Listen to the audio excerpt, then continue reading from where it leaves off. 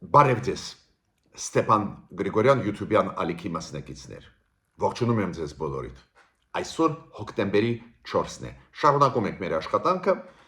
Այսօր էլ ունենք շատ կարևոր հարցեր քննարկելու։ Օրինակ, հիբրիդային պատերազմների մասին խոսքը այսօր նաև կգնա։ Քանի որ մենք տեսնում ենք, որ առանձին պետությունների դեմ օգտագործում են հիբրիդային մեթոդներ պատերազմի։ Ոչ թե ուղղակիորեն ռազմական գործողություններ են ծավալում, այլ տարբեր մեթոդներով վնաս են հասցնում դիմացի պետություններին։ Այդ մեթոդները հաճախ լինում են ավելի էֆեկտիվ, ուժեղ, օրինակ դրոնների պատերազմը, ԱԹՍ-ների պատերազմը, որը վարում է այսօր Ռուսաստանը Եվրոպայի դեմ, հիմա Ուկրաինայի մասին էլ չեմ խոսում։ Անպայման դրա մասին այսօր կխոսենք։ Մեծ աղմուկ է Եվրոպայում, Եվրոպայի խոշորագույն ու լուրջ երկրների օդում հայտնվում են ինչ-որ ԱԹՍ-ներ, հիմա մեծ աղմուկ է Եվրոպայում։ Այս հիբրիդային պատերազմի մեթոդների մասին կխոսենք։ Այո, դա կարևոր թեմա է հենց Հայաստանի համար, քանի որ մեզ սպասում են ընտրություններ 2026 թվի, կասկած ես չունեմ, որ այդպես հանգիստ չեն տա մեզ անցկացնել այդ ընտրությունները։ Անպայման այսօր ես կանդրադառնամ դոկ կուսակցության հայտարարությանը Վարդան Ղուկասյանի հետ կապված, որը գտնվում էր Ամերիկայում ու այս տարվա փետրվարին մեկուսացվեց, հիմա Ամերիկայի միգրացիոն դատարանը որոշում ընդունեց, անպայման ես կանդրադառնամ այս թեմային, հայկական դատարանը որոշում ընդունեց arczepiskopos Աջապանյանին 2 տարով ազատազրկել, դրա մասին էլ կխոսենք, ուրեմն շատ բան ունենք այսօր խոսելու, նաև այդ թվում ես միշտ դու գիտեք ներկայացնում եմ ձեզ դրական օրինակներ զարգացումների կապված Հայաստանի հետ, ինչը անչափ կարևոր է, որ մեր հասարակությունը իմանա, որ այնուամենայնիվ դրական զարգացումներ էլ կան բացի խնդիրներից։ Ուրեմն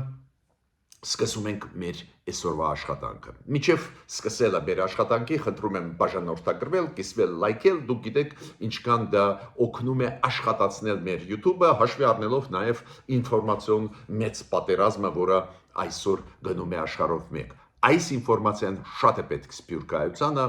Արցախահայությանը եւ բոլոր առանց բացառությամբ Հայաստանի Հանրապետության քաղաքացիներին։ Ուրեմն Միացյալ Նահանգների հետ դուք գիտեք այդ հայտնի Թրամփ ուղու ծրագիրը, որի հետ կապված հայտարարություններ անընդհատ անում են եւ ամերիկացիք, եւ մեր կառավարությունը, ինչքան հասկանում եմ, սայլը տեղից շարժվեց, Ամերիկայից գալիս են պատվիրակություններ, օրինակ շատ կարևոր է, որ հիմա գտնվում է Հայաստանում Միացյալ Նահանգների մաքսային եւ սահմանային պաշտպանության ծառայության թիմը, այդ անչափ կարևոր է մեզ համար, որ մեր սահմանապահ ուժերը ստանան ինֆորմացիա, ոնց պետք է աշխատել, այդ խմտություններ, փորձը Միացյալ Նահանգների մաքսային եւ սահմանային ծառայությունների փոխանցվեն, նաեւ օգտագործել ժամանակակից տեխնիկան անչափ շատ կարևոր է։ Այս պատվիրակությունը ստեղ է աշխատում է մեր սահմանապահ ուժերի հետ, դա անհրաժեշտ կլինի նաև երբ որ վերականգնվի օրինակ Մեղրի երկաթգիծը, Մեղրի ու այնտեղ մեր սահմանապահները, մեր մաքսային աշխատողները պետք է աշխատանք տանեն, բարձր այդ փորձը անչափ կարևոր է Հայաստանի համար։ Մյուս շատ դրական դուրը, գիտեք, այս Շանխայի համագործակցության կազմակերպության հետ կապված հիշում եք, որ Հայաստանը ուզում էր դառնալ անդամ, այդ հարցը ջրվեց այս տարի սեպտեմբերին, երբ որ Չինաստանում անցավ գագաթնաժողովը, այդ հարցը ջրվեց, բոլորը գիտենք, որ դա կապված է նրա հետ, որ Հնդկաստանը չթողեց, որ Ադրբեջանը դառնա Շանխայի կազմակերպության համագործակցության կազմակերպության անդամ, Պակիստանն էլ դրա պատճառով մեր ճանապարհը փակեց Շանխայի համագործակցության կազմակերպության, ճիշտն ասած, ես ուրախ չէի, որ մենք ուզում էինք դառնալ այդ կազմակերպության անդամ, բայց կարևորը դա չի, կարևորը նա է, որ այդ կազմակերպության մեջ կա Հնդկաստանը եւ Պակիստանը ու իրենց հակասությունները բերեցին նրան, որ Հայաստանն ու Ադրբեջանը չկարողացան դառնալ այդ կազմակերպության անդամ։ Մյուս կողմից պարզ է բոլորին շատ հետաքրքիր էր այդ ինչի հետ է կապված, որ նույնիսկ երբ որ Չինաստանը ուզում է, որ երկու երկրներ Հայաստանը, Ադրբեջանը դառնան Շանխայի համագործակցության կազմակերպության անդամ ու չի ստացվում, մարդիկ ուզում էին հասկանալ ու այդ հարցը տվեցին այսօրվա գլխավոր քարտուղարի այդ կազմակերպության։ Այդ մարդու անունը Նուրլան Երմենբաև։ Ուրեմն գլխավոր քարտուղարը այդ կազմակերպության, դուք գիտեք գլխավոր քարտուղարությունը գտնվում է Պեկինում ու իրեն հարց տվեցին ինչի հետ է կապված, որ չընդունեցին, ով բլոկ արեց, վետոյի իրավունքը օգտագործեց, ինքը ընդհանուր առմամբ պատասխանեց, որ ցանկացած պետություն, որը կիսում է մեր արժեքները, մեր մոտեցումները կարող է դառնալ ու դա ոչ թե բլոկ անելով լուծվում, այլ լուծվում է քննարկումների ժամանակ։ Այդ պատասխանից ես հասկացա, որ այդ հարցը, ինչքան հասկանում եմ, ջրվեց երկար ժամանակով։ Դա էլ դրական ինֆորմացիա է։ Մի կողմից Հայաստանը ցուցաբերեց ցանկություն, հարգեց Չինաստանի ցանկությունները դառնալ Շանխայի կազմակերպության անդամ, մյուս կողմից ներսից չթողեցին Հայաստանին։ Լավ ստացվեց։ Ոչ Չինաստանին նեղացրեցին, մյուս կողմից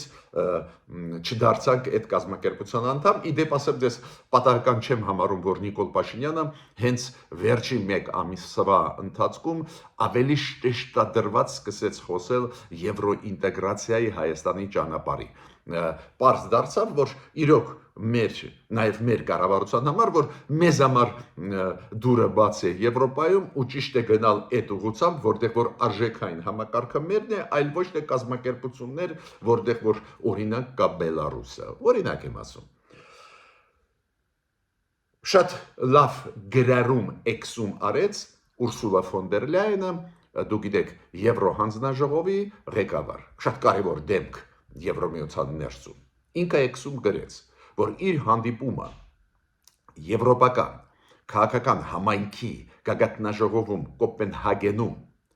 2 օր առաջ Նիկոլ Փաշինյանի հետ շատ օգտակար էր, շատ կարևոր էր ու ինքը ասեց մենք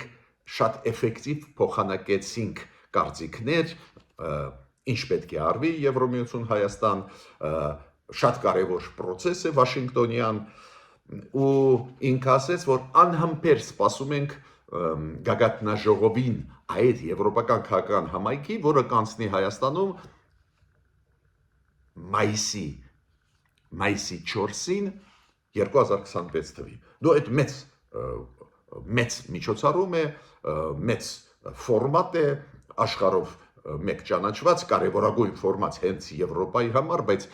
ամբողջ աշխարհը հետևում է այդ process-ներին, հիմա մյուս գագաթնաժողովը պետք է անցնի Երևանում։ Անչափ կարևոր է դա Հայաստանի համար ու Ուրսուլա ֆոն դեր Լայենը միատ էլ ասեց, որ այո, մենք կգանք Հայաստան, շատ դրական ինֆորմացիա է։ Հիմա Վարդան Գուկասյանի մասին, դոկի մասին, դուք գիտեք, որ ինքը այս տարվա փետրվարին ձերբակալվեց միգրացիոն ծառայության կողմից Միացյալ Նահանգների, երկար այդ process-ը գնում էր, այդքան չեմ կարող ասել, որ օբյեկտիվ բազմակողմանի մենք ինֆորմացիա ունեինք, բայց ակնհայտ էր, որ ինչ որ միգրացիոն օրենքների հետ կապված ստեղ խախտում կար, դա է պատճառը, որ իրան մեկուսացրեցին ու հիմա սոցցանցերում Facebook-ում դոկ կուսակցության ինֆորմացիան հայտնվեց այդ ինֆորմացիայի մասին ուզում եմ ձեզ հետ կիսվել, որ դատարանը, միգրացիոն դատարանը Միացյալ Նահանգների որոշում ընդունեց չարտահանձնել Վարդան Ղուկասյանին, դոկին չարտահանձնել Հայաստան, միաժամանակ դատարանը որոշում ընդունեց, որ ինքը պետք է լքի Միացյալ Նահանգները, քանի որ ինքը օրենսդրությունը միգրացիոն խախտեց։ Ну, ես մտածում եմ, ինչի հետ է կապված, որ դատարանը որոշում ընդունեց չարտահանձնել այդ մարդուն Հայաստանին, դուք գիտեք Հայաստանի դատախազությունը պահանջում է, որ հանձնեն իրան Հայաստանին, ինչքան ես հիշում եմ, բայց ինչու որոշում ընդունեց, ուրեմն ամերիկացիք համարում էին, դատարանը համարում էր, որ կան լուրջ մտահոգություններ իր հետ, եթե իր կյանքի հետ կամ առողջության հետ, եթե արտահանձնեն, դա է պատճառը, որ որոշեցին չարտահանձնել, մյուս կողմից ինքը չի կարող մնալ Միացյալ Նահանգներում, դատարանը այդպես որոշում ընդունեց։ Ну, բարձր կարող է բողոքարկվել այդ հարցը, ինքը կարող է շարունակել մնալ այնտեղ, բայց միտքս ինչու՞մ է կայանում, մենք ստացանք նոր ինֆորմացիան Վարդան Ղուկասյանի մասին, խոսքը գնում է դոգի մասին ու իր կուսակցության մասին։ Մյուսը, ինչի մասին ուզում եմ ասել, շատ կարևոր հիմա process է գնում ու այդ process-ը շատ ողջունելի է։ Դուք գիտեք, երկար ժամանակ բավական զգուշավոր էր եւ իշխանությունները մեջ, եւ նույնիսկ հասարակությունը կապված մեր հայ գերիների ընկած Բաքվի բանտերում, գտնվող Բաքվի բանտերում։ Իրոք շատ ցավոտ թեմա է, պարզ է Ադրբեջանը պարտավոր էր վաղուց է վերադարձնել մեզ, ազատ արձակել հայերին գտնվող Բաքվի բանտերում եւ Արցախի նախկին ղեկավարներին եւ քաղաքացիական մարդկանց, այնտեղ ոչ միայն պաշտոնյաներ են, նաև հասարակ մարդիկ հայեր, ի պաշտոնե 23 հոգի են Բաքուն անհայտ կորածների մասին չեմ խոսում, նույնիսկ Ադրբեջանը ընդունում է, որ 23 հոգի հիմա իրանց բանտերում են, պարզ է, որ պետք է արտահանձնեին, չեն արտահանձնում, բայց մի դրական տենդենս կա, որը միանշանակ ողջունում եմ, եւ Նիկոլ Փաշինյանը ՄԱԿ-ի գլխավոր ամբիոնից, եւ Նիկոլ Փաշինյանը ԵԽԽՎ-ի ամբիոնից ասեց, որ քանի որ խաղաղությունը հաստատված է, խաղաղության process-ը թափով գնում է, նախաստորագրված է խաղաղության պայմանագիրը, պարզը այդ հարցերը պետք է լուծվեն եւ անհայտ կորածների հարցերը պետք է լուծվեն եւ լուծվեն հարցերը մարդկանց, ովքեր գտնվում են անազատության մեջ Ադրբեջանում, բայց շատ կարևոր է, որ այս հարցերին լծվեցին նաեւ այլ խաղացողներ մեր դաշտի, օրինակ մեր պատվիրակները ԵԽԽՎ-ում, Եվրոխորհրդի խորհրդարանական վեհաժողովում եւ ընդդիմադիր պատվիրակները եւ պրոիշխանական քաղաքապայմանագրի ներկայացուցիչները իրանք ԵԽԽՎ-ի նստաշրջանում հենց այս վերջի 2 օրը բարձրացնում եմ այդ հարցը, քանի որ իրոք խաղաղության process-ը ակնթայտ է գնում է Ադրբեջան-Հայաստան Վաշինգտոնյան պայմանավորվածությունները այդ process-ը ուժեղացրեցին, ուրեմն ոչ մի խոչընդոտ չկա վերադարձնել մեզ հայ գերիներին գտնվող Բաքվում ու ես համարում եմ շատ կարևոր է, որ ոչ միայն մեր կառավարությունը հիշեցրեց Ադրբեջանին, նաև պարլամենտի անդամները, ավելին ընդդիմադիր պարլամենտի մեր անդամը ԵԽԽՎ-ում առաջարկեց, որ եվրոպական երկրների ղեկավարությունը դիմի իրենց դեսպաններին գտնվող Բաքվում, որ այցելեն հայ գերիների մոտ, նայեն ինչ է կատարվում, քանի որ Ադրբեջանը հանեց Ադրբեջանի տարածքից նաև միջազգային կարմիր խաչը։ Ուրեմն չկա միջնորդ, որը կգնա կնայի ինչ վիճակում են գտնվում հայերը Ադրբեջանի բանտերում։ Մեր հայտնի իրավաբանները նույն Սիրանուշ Սահակյանը, նույն Եղիշե Կիրակոսյանը, որոնք հիշում եք այդ պետական ինստիտուտի մեջ էին զբաղվում էին միջազգային դատարանների հայցերով Հայաստանի կամ Հայաստանի քաղաքացիների, դուք գիտեք իրանք հրաժարական տվեցին, երբ որ խաղաղության պայմանագրում տեղ գտավ այն կետը, որի համաձայն Հայաստանը համաձայնվում է հետ կանչել իր հայտերը միջազգային դատարաններից, նաև այդ թվում եվրոպական մարդու իրավունքների դատարանից, բայց իրանք պարզ է պրոֆեսիոնալ մարդիկ են, իրանք էլ անդրադառնում են այդ հարցին ու բացատրում են, որ ցանկացած խաղաղության process Էտել երբ որ նախաստորագրում է խաղաղության պայմանագիրը Հայաստանի Ադրբեջանի, ավտոմատ նախատեսում է նաև հումանիտար հարցերի լուծում, օրինակ ազատ արձակել հայերին գտնվող անազատության մեջ։ Հիմա անցնում եմ կարևորագույն հարցին, նաև շատ կարևոր հարցին, նաև հուզող Հայաստանի շահերը, քանի որ հիբրիդային պատերազմը պարբերաբար նաև էֆեկտիվ ու ակտիվ օգտագործվում է Հայաստանի դեմ, հիբրիդային պատերազմ Ռուսաստանի Եվրոպայի դեմ։ Մենք բոլորս գիտենք, որ Ռուսաստանի ռազմական ինքնաթիռները խախտել են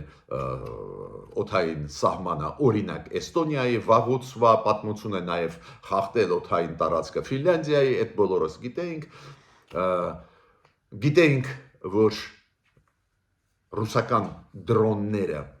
բավական մեծ թվով մոտավորապես 20 հատ մտել էին Լեհաստանի տարածք, քանի որ այդ պետությունները ուղղակիորեն ունեն ընդհանուր սահման Ռուսաստանի հետ, Ռուսաստանը ագրեսիվ քաղաքականություն է վարում, նյարդացնում է այդ պետությունները, շոշափում է իրենց հնարավորությունները, նաև այդ թվում մենք սովոր ենք, բայց սովոր չէինք ինչին, որ ինչ որ դրոններ, բավական փոքր դրոններ, թեթև դրոններ մտնում են Նորվեգիայի, Շվեյցարիայի, Դանիայի, Գերմանիայի օդային տարածքներ, ուսումնասիրում են ռազմական բազաներ, նկարահանում են ու դուրս են գալիս ու շատ հետաքրքիր է, որ այդ դրոնների պատկանելությունը չի կարող ֆիքսել Եվրոպան, ավելին չեն հասցնում խփել, քանի որ այդ թեթև դրոնները հակաօդային համակարգերը Եվրոպայի ժամանակին չեն ֆիքսում։ Ու հիմա մեծ աղմուկ է գնում Եվրոպայում, նաև այդ թվում Գերմանիայում, Գերմանիայի պաշտպանության նախարարը ասաց, որ եւ պաշտոնյաները, որ հիմա մտածում են խփել այդ դրոնները ու որ տրվի իրավունք խփել դրոնները, բացի դրանից Գերմանիայի ներքին գործերի նախարարը այսօր եվրոպական պետությունների ներքին գործերի նախարարների հավաքի ժամանակ այդ հարցերը կբարձրացնի, ինչ անել, քանի որ դրոնների պատճառով հիշում եք եւ Դանիայում, եւ Գերմանիայում, եւ Նորվեգիայում, եւ Շվեյցարիայում մի շարք օդանավակայաններ դադարեցրեցին իրանց աշխատանքները այս վերջի մի քանի օրը, նույն Բելգիայում հիշում եք ինչ էր կատարվում մի քանի անգամ Բրյուսելի օդանավակայանը պարբերաբար կանգնեցնում է, դադարեցնում է թռիչքները, լուրջ process է գնում ու մի քանի պետություններ, եվրոպական բալտյան պետություններ,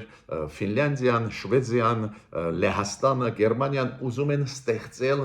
այդպես դրոնների պատնեշպատ դրոններից բաղկացած, որոնք թույլ չեն տա ռուսական դրոններին այդպես հեշտ խախտել իրանց տարածքային ամբողջականությունը, օդային սահմանները խախտել,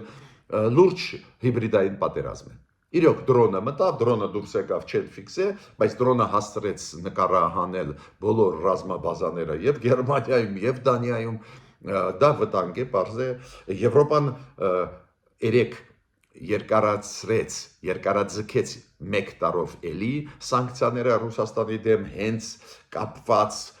այս ձևի հիբրիդային պատերազմների հետ Եվրամիությունը երկարացրեց այդ սանկցիաները, Միացյալ Նահանգները հաշվի առնելով այդ վտանգները կապված հենց թեթև դրոնների հետ, Միացյալ Նահանգները հիմա Ուկրաինայի հետ լրջագույն բազմամիլիարդանոց պայմանագիր են կնքում, որ Ուկրաինայի տեխնոլոգիաները օգտագործեն, այո, Ամերիկան հիմա ուզում է օգտագործել Ուկրաինայի տեխնոլոգիաները, դրոնների հետ կապված Ուկրաինայի դրոնները բավական էֆեկտիվ են այս դրոնների պայքարում ու թշնամու դրոնների ոչնչացման հարցում։ Ուրեմն մեծ աղմուկ է գնում Եվրոպայում հենց այդ հիբրիդային պատերազմի հետ կապված։ Հիբրիդային պատերազմի տարբերակներից մեկն էլ գիտեք որն է։ Ռուսաստանը կարողանում է ազդել ծայրահեղ աչերի վրա, ծայրահեղ ձախերի վրա Եվրոպայում ու այդ կուսակցությունների մեջ կողմնակիցները Ռուսաստանի կան բոլոր գրեթե եվրոպական երկրներում, այդ օրինակները Լիպենի կուսակցության հետ կապված դուք գիտեք, ծայրահեղ աչերի Գերմանիայում այդ օրինակները դուք գիտեք, բայց դա կան նաև այզևի ծայրահեղ աչեր նաև օրինակ Լիտվայում։ Ու Ռուսաստանը այդ հիբրիդային պատերազմը օգտագործում է, ունենալով ազդեցություն այդ ծայրահեղ խմբերի վրա, նաև ներդներելով այնտեղ իրանց մարդկանց, իրանք բավական լարված վիճակ են ստեղծում քաղաքական դաշտում այդ պետությունների։ Նոր օրինակը Լիտվան է։ Պատկերացնում եք, այնտեղ այսօր կա կոալիցիայի մեջ կառավարական մտնում է նաև մեկ փոքր կուսակցություն ծայրահեղ աչեր, ուլտրա աչեր, որ ասում են։ Ու այդպես ստացվեց, որ կոալիցիայի մի տեղը մշակույթի նախարարի տվեցին այդ կուսակցությանը։ Նշանակեցին ինչ-որ մարդ, ում հարցրեցին Ղրիմը ում է պատկանում, ինքը չպատասխանեց։ Դու զարմանալի գիտեք ստեղ ինչ է։ Դե յուրե Ղրիմը դա Ուկրաինանն է։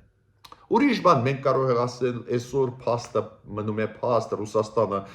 Ղրիմը գրավեց, անեքսիա արեց, ուզած պետք է հաշվի նստես այդ փաստի հետ։ Մենք կարող ենք ծավալուն քննարկում անցկացնել, բայց դե յուրե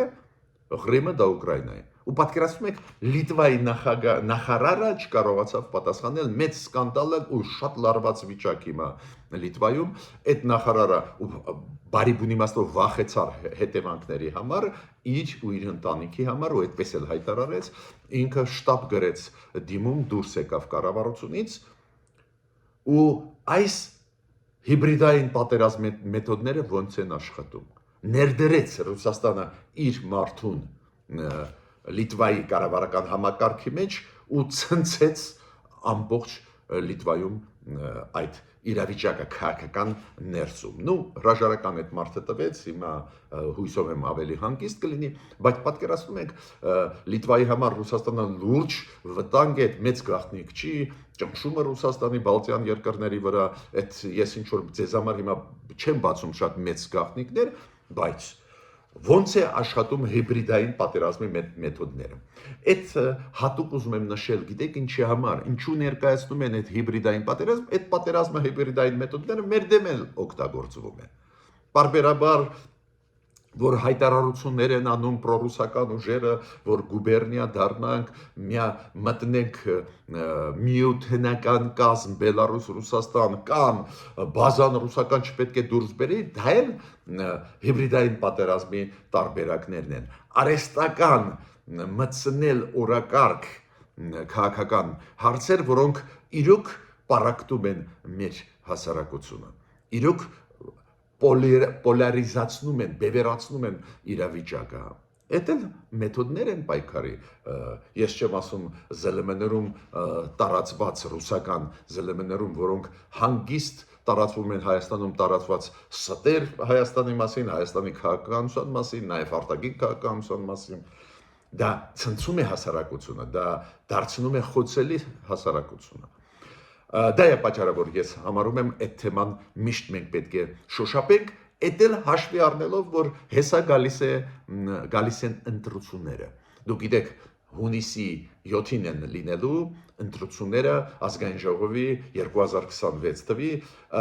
Այսօր էլ տեսնում ենք, որ բոլոր քաղաքական ուժերը, բոլոր տարբեր ակտիվ խմբերը հենց իրենց հայտարարություններով, իրենց քննարկումներով պատրաստվում են այդ ընտրությունների ու այդ լարված քաղաքական պայքարի ժամանակ ցանկացած հիբրիդային պատերազմի քայլ կարող է լինել բավական ծանր հետևանքներ ունենալ մեզ համար։ Պուտինը, պարզը Պուտինը օգտվում է ու հենց ինքը հրաման է տալիս այս ձևի հիբրիդային պատերազմ տանել նաև Եվրոպայի դեմ ուղղված, քանի որ Եվրոպան աջակցում է Ուկրաինային ու Պուտինը չի կարող հաղթող դուրս գալ։ Պուտինը պատկերացնում եք ինչ է ասում։ Մենք 2 անգամ առաջարկել ենք ՆԱՏՕ-ին, որ դառնանք ՆԱՏՕ-ի անդամ։ Ուրեմն ասում է, Քանի որ մենք ուզում էինք դառնալ, մեզ մերժեցին մի անգամ սովետական միության ժամանակ, մի անգամ երբ որ ես էի նախագահ 2001 թվականներին, ՆԱՏՕ-ն մերժեց, որ մենք անդամ դառնանք, դա է պատճառը, որ հիմա լարված է վիճակը, ուրեմն ՆԱՏՕ-ն մեղավոր է։ Ну, դասական սուտ, դասական մանիպուլյացիա, քանի որ ոնց կարար ՆԱՏՕ-ն ընդուներ Ռուսաստանին իր կազմ, եթե Ռուսաստանում քաղաքական համակարգը հերույ է ժողովրդավարությունից, ինչի մասին է խոսքը։ ՆԱՏՕ-ն ունի սկզբունքներ, ՆԱՏՕ-ի դռները փակ չեն ոչ մի եվրոպական երկրի կամ եվրոատլանտյան երկրի առջև փակ չեն, բայց այնտեղ սկզբունքներ կան։ Այդ երկրում, ասենք, բանակը պետք է վերահսկելի լինի, հասարակությունը պետք է ազդեցություն ունենա այդ վերահսկելու բանակի վրա, մի հազար մի պահանջներ կան, ես չեմ ասում ժողովրդավարության մասին, ինչ է կատարվում Ռուսաստանում, դուք գիտեք ոնց կարար դառնալ, բայց ինքը ասում մենք առաջարկեցինք։ Դա մանիպուլյացիա է, ակնհայտ է, դա էլ հիբրիդային պատերազմի տարբերակ է, հիմա ինչ որ հասարակ մարդիկ կասեն, պարոն Գորանք, բայց տեսակ Պուտինը ասեց մենք ուզում ենք ՆԱՏՕ դառնալ, ՆԱՏՕ-ն ավատ է, մեզ չի ընդունել, դրա համար հիմա լարված է։ Ու մյուսը է, որ Պուտինը ասում է, դա անհեթեթություն է, որ ասում են, որ մենք ուզում ենք հարձակվել ՆԱՏՕ-ի վրա, զարմանալի բան է, ինչ է նշանակում անհեթեթություն, եթե մենք այսօր ձեզ այդ բոլորս տեսնում ենք, որ Ռուսաստանը խախտում է օդային տարածքը Բալտյան երկրների, օրինակ Էստոնիայի, Ֆինլանդիայի, օդային տարածքը կամ ծովային տարածքը Բալտյան ծովում, հասկանում եք, կամ դրոնները Ռուսաստանի հասան Եվրոպա, հա, ֆորմալ տեսանկյունից միայն Լեհաստան մտած դրոնները ապացուցված է, որ ռուսական դրոններ են, բայց հիմա միամիտ մարդ չկա, էլի, ումա պետք դրոններ ամեն օր ուղարկել Եվրոպայի տարածք, մտնել Գերմանիայի օդային տարածք, Շվեյցարիայի կամ Նորվեգիայի, ումա պետք, ով ունի այդ հնարավորությունները։ Պարզվում է այդ տեխնոլոգիաները ձեռք բերեց Ռուսաստանը, ունի դրոններ, որոնք բավական մոբիլ են, փոքր են, մոբիլ են ու բռնացնել բավական դժվար է։ Ինչ եմ ուզում ասել։ Ուզում եմ ասել, այո, գնում է հիբրիդային պատերազմ, ծանր պատերազմ գնում է, ու մենք պետք է ուսումնասիրենք այդ տարբերակները, իմանանք դրա մասին, քանի որ ինչ զարգացում կստանա Ուկրաինայի հետ կապված կոնֆլիկտը, դա իր ազդեցությունը կթողնի Հարավային Կովկասում միանշանակ։ Ուրեմն պետք է ուսումնասիրենք, հետևենք։ Հիմա ուզում եմ ասել նաև մեկ ինֆորմացիա, որ Շիրակի թեմի առաջնորդ Միքայել arczepiskopos Աջապահյանը դատապարտվեց 2 տարվա ազատազրկմանը, դուք հիշում եք այդ պատմությունները, պարոն Աջապահյանը ինքը հիշում եք անում էր վերջի 2 տարի գոնե անում էր բավական կոշտ հայտարարություններ ու ինքը իշխանությանը զավթելու հրապարակային կոչեր այս հոդվածով